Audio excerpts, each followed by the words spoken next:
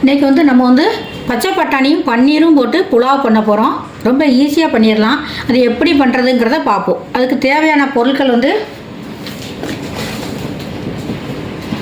இது வந்து 2 பட்டை, பிரிஞ்சி இலை, 2 ஸ்டார் மொக்கு, 4-5 கிராம்பு, ஏலக்காய், கொஞ்சம் முந்திரி இதெல்லாம் எடுத்துக்கோங்க. அதுக்கப்புறம் இதை அரைக்கிறதுக்கு இஞ்சி, பூண்டு, பச்சை மிளகாய் 3ஐயும் நம்ம அரைச்சிக்கலாம். இதுக்கு நான் வந்து இன்றைக்கி 1 டம்ளர் பாஸ்மதி ரைஸ் எடுத்து களைஞ்சி ஊற வச்சுருக்கிறேன். ஒரு அரை மணி நேரம் ஊற வச்சுக்கோங்க, நல்லாயிருக்கும். இதுக்கு 1 கப்பு வந்து பச்சை பட்டாணி, கொஞ்சம் பன்னீர். இது வந்து தேங்காய் பால், அரை முடி தேங்காய் எடுத்து அதை நல்லா அரைச்சி பாலையும் 2வது பாலையும் கலந்து வச்சுக்கோங்க. இது வந்து 2 பெரிய வெங்காயம், 2 வெங்காயம் ஆஞ்சி வச்சுருக்கிறேன். ஒரு கைப்பிடி அளவு புதினா, கொத்தமல்லி. இது வந்து நான் வந்து இன்றைக்கி வந்து பச்சை பட்டாணியும் பன்னீரும் வச்சு வைக்கிறேன். நீங்கள் வந்து பச்சை பட்டாணியும் உருளைக்கிழங்கும் போட்டு வைக்கலாம், பச்சை பட்டாணியும் காலிஃப்ளவரும் போட்டு கூட வைக்கலாம் நீங்கள். சரி, வாங்க எப்படி பண்ணுறதுங்கிறத பார்ப்போம். இஞ்சி, பூண்டு, பச்சை மிளகாய் பேஸ்ட்டாக அரைச்சி வச்சுக்கிட்டோம். வாங்க இது நம்ம எப்படி பண்ணுறதுங்கிறத பார்ப்போம். இப்போ ஸ்டவ் பற்ற வச்சுட்டு ஒரு ப்ரெஷர் பேன் வச்சுருக்கோம். இதில் கொஞ்சம் நம்ம எண்ணெய் ஊற்றிக்கிடுவோம்.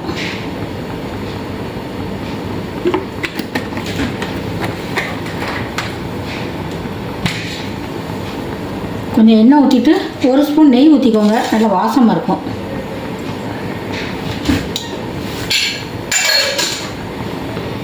இப்போ நம்ம இந்த பட்டை, கிராம்பு, சோம்பெல்லாம் போட்டுடலாம், ஏலக்காய் எல்லாம் போட்டுட்டு இது நல்லா பொன்னிறமாக பொரிஞ்சு வரும்.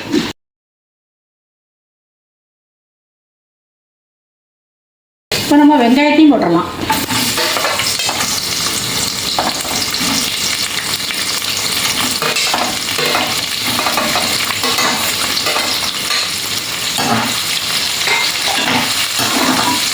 வெங்காயம் போட்டு கொஞ்சம் லேசாக வதங்கினா போதும், ரொம்ப ப்ரௌன் கலர் வேண்டாம்.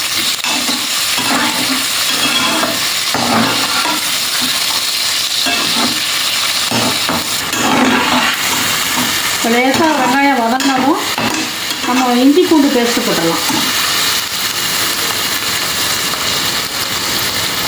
இஞ்சி பூண்டு பேஸ்ட்டு வந்து இந்த பச்சை வாசம் போக நெல்லியும் கொஞ்சம் கழுவி விட்டுக்கோங்க.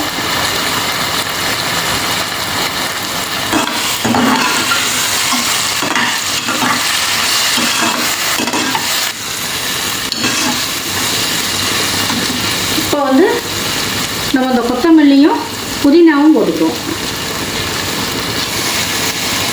அதையும் போட்டு நல்லா வதக்கி விடுவோம்.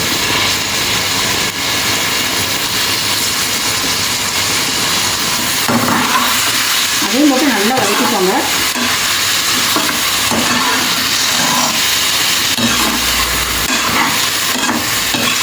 இன்னும் கொஞ்சம் உப்பு போட்டுக்கோங்க.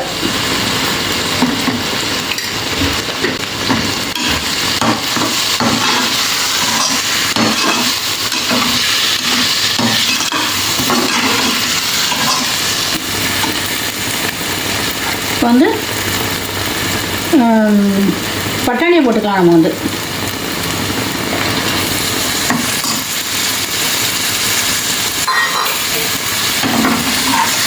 பட்டாணியை போட்டு நல்லா செஞ்சுக்கோங்க.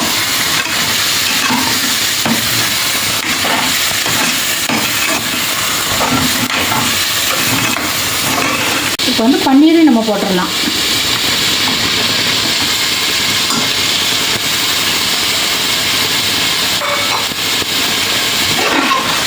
பன்னீரையும் போட்டு நல்லா கிண்டி விட்டுட்டு ஒரு பரட்டிட்டு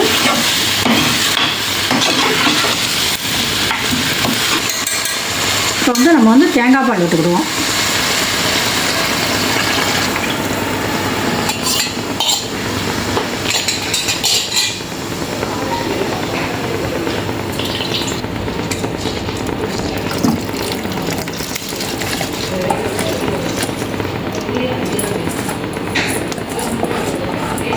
ஒரு களைஞ்சிட்டு ஒரு 15 நிமிஷம் 20 நிமிஷம் ஊற வச்சுக்கோங்க. அரிசியை நல்லா வரும். ஒன்று போல் கிண்டிட்டு உப்பை செக் பண்ணிக்கிட்டு நம்ம மூடி வச்சிடலாம்.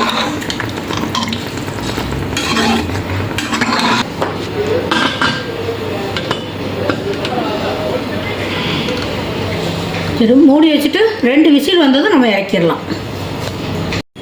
இப்போ 2 விசில் வந்துட்டு நம்ம இறக்கி வச்சிட்டோம். இப்போ நம்ம எப்படி இருக்குங்கிறத பார்ப்போம்.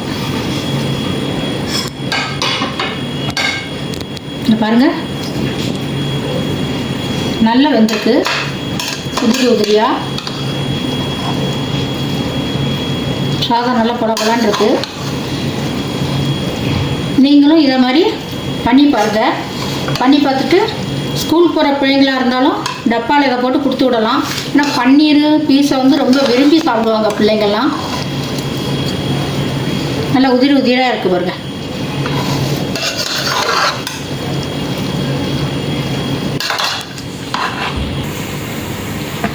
இப்போ வந்து பச்சை பட்டாணியும் பன்னீரும் போட்டு புலாவ் பண்ணியிருக்கோம், ரெடி ஆகிட்டு. நீங்களும் இதை மாதிரி பண்ணி பாருங்கள். பண்ணி பார்த்துட்டு எனக்கு எப்படி இருக்குங்கிறத கமெண்ட் பண்ணுங்கள், லைக் பண்ணுங்கள், ஷேர் பண்ணுங்கள், கண்டிப்பாக சப்ஸ்கிரைப் பண்ணுங்கள். மீண்டும் அடுத்த வீடியோவில் உங்களை நான் சந்திக்கிறேன். நன்றி, வணக்கம்.